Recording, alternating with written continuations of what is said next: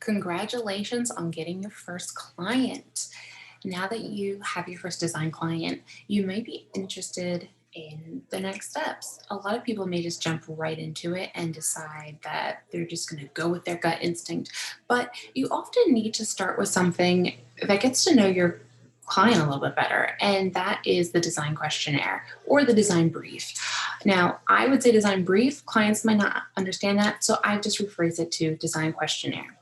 It is a form that allows you to get to know your client a little bit better. First of all, you're going to need these details: the name, email, phone number, company name. Sometimes people are entrepreneurs and they haven't even decided what their name is.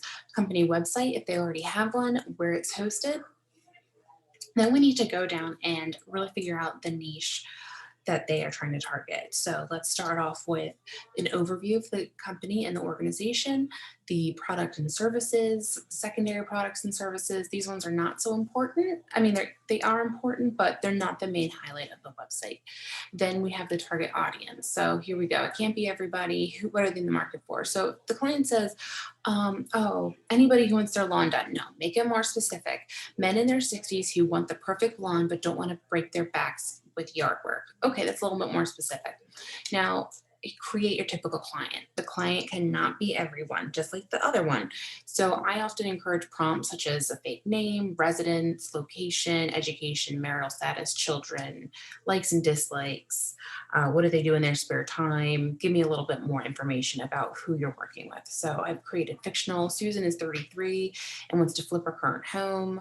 She's got debt and has some tight months, but she wants to increase her property value when she's ready to sell and move in with her fiance.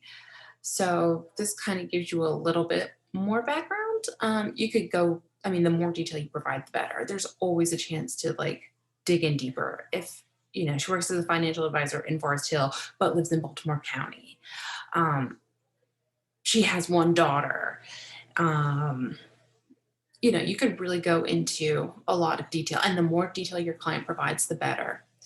Um, for example, they could say her style is farmhouse chic, or she likes mid-century modern. Okay, now we're really getting somewhere. Who are your competitors and what are their websites? So I just put an example of Apple here, but really your client should know who they're up against. Um, and then that leads to the next question: what does your competition do well that you wish to emulate or replicate? So this one, allaboutLawns.com, I just made that up. It's probably a real website. But they put out a great monthly blog post with basic lawn maintenance tips. Okay, so this tells me that if we're going to do a website design, then we're probably going to want to incorporate a blog post and maybe try to upsell writing blog posts for them.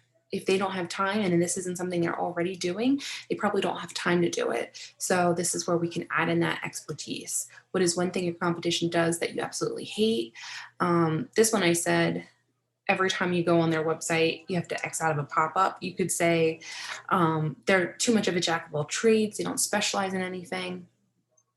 Moving down, primary objectives of this project. What problems are you currently facing? All right, now let's jump into the next section, all about design. What services are you interested in? Because your client might be coming to you just for website design and not realizing that you also do logo, social media. Click down. What are 3 services you would like to highlight? What things must you absolutely include in your design? This is going to be different than what does your client do that you want to emulate. Again, what are some website publications you like in terms of design? Do you have these existing materials? Do you have or need photography? And then let's go into design style. Some people might come to you and be like, yeah, I need a logo and I want it to, it's for my doctor's office. And it's for my practice. And you could make 1,000 different logos of a doctor's office logo, but we need to get a little bit deeper. And some of these are obviously not going to work for a doctor's office client, but you never know what somebody's personal aesthetic is. Do you currently have a brand color palette? If yes, upload below. If not, please describe the colors and feel of your brand. So I kind of filled one in there. Any specific elements that you do not want to include in your design? Anything else? When would you like this project start? Project deadline? Do you have a printing schedule? And then here I provide a section for uploading files. So this design brief gives you an overview of your client a little bit more, it gives them more time to kind of figure out what it is that they like and dislike. So you've already had your first call, and now they're going to go and address the details of their business. Now that they've kind of had time to sit through, they can submit drafts and come back to you. So there's a save for my CRM. There's a save draft and there's a send. So they can come up with, a couple versions, edit, and then I usually have a review of the design questionnaire, and I'll help the client fill in any blanks along the way. But this provides a good starting point for getting to know your client and their design aesthetic.